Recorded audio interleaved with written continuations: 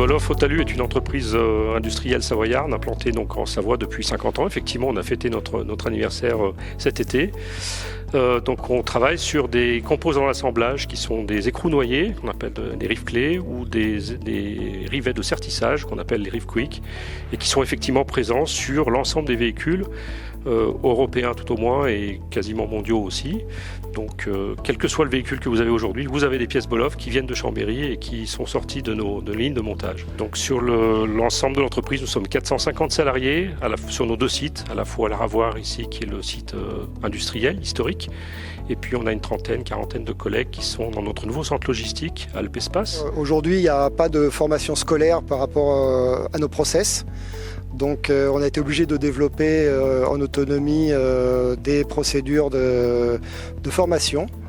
À cela, on a donc mis en place, on a dédié une machine de frappe pour que nos opérateurs puissent être formés sans perturber la production. Et on a mis avec les RH en place un processus qui nous permet de former les personnes pendant 3 semaines à plein temps avec un opérateur dédié à la formation. Et ensuite, les opérateurs partent avec un système de tutorat.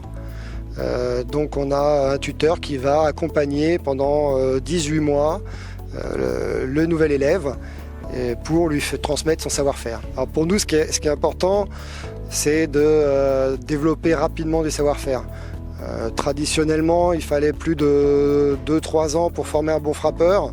Maintenant, avec cette nouvelle méthodologie qu'on a mis en place, en 12 à 18 mois, on arrive à amener des personnes à un bon niveau de frappe où ils pourront monter la machine en autonomie. Alors effectivement, on fait partie un groupe allemand qui est présent sur différents continents, mais on cherche effectivement aussi à développer notre ancrage local. D'abord parce que l'entreprise s'est développée avec le développement du territoire de ces 50 dernières années. On essaie d'être de plus en plus en partenariat avec les universités, les écoles à travers de l'apprentissage.